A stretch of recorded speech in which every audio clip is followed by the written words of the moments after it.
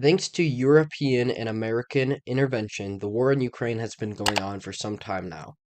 Russia, of course, invaded a little over a year ago and has been making a little bit of progress into capturing all of Ukraine, taking a little bit of territory.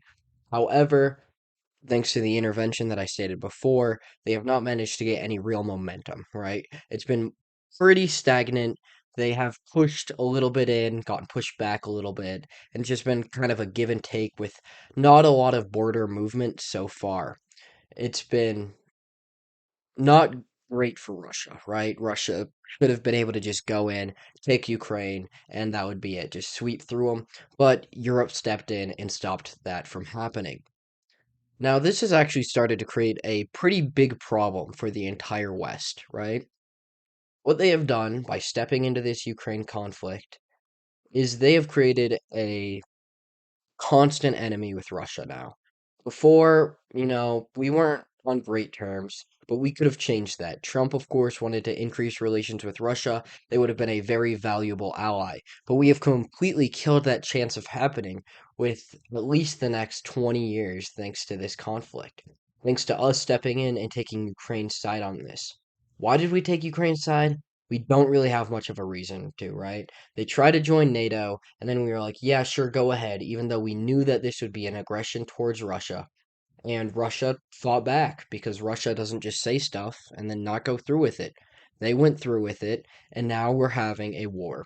And we are on the brink of World War III thanks to this conflict. Europe stepping in and America stepping in. We are essentially at war with Russia right now. We are sending in supplies to fight Russia.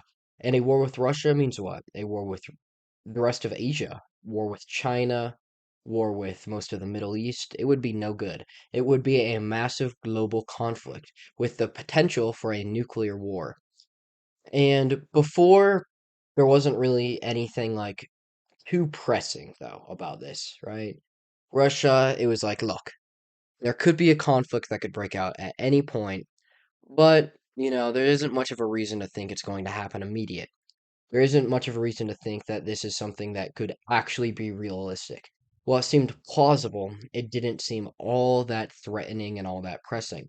But now, Russia has started to spend spy ships to the British coast to figure out wind farms, to map them out. That way, Russia can go and sabotage the UK and sabotage that European infrastructure. So that is a preparation for war. It doesn't mean that World War III is about to just break out, right? It means that we can be really close. Because now Russia, we know they're starting to make plans for a potential world war. That means that they are willing to engage if it gets to that point. Russia is starting to prepare for a potential war, right? And that's the only reason they'd have to go and prepare for these sabotage events against British infrastructure. This is not good for the West. This is why we should have stayed out of Ukraine. Now we have a risk of being at war with Russia and China. And that would be really, really awful for us, right? It would destroy the economy, and we would send our troops in, our young men in, and they would go and they would die. That's what would happen with a war in Europe. We don't want another one of those. We've seen what happened the last two times. Far too many Americans dead. That is not what we want. So we need to avoid this. We need to try to get back on good terms with Russia. It's probably impossible at this point.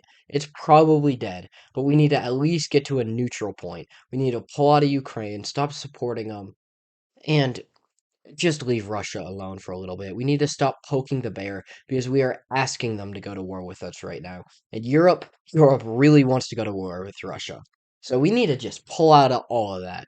We need to isolate a little bit, start building our own economy. So if we did get to a point where China was at war with Europe and potentially us, our economy wouldn't just die.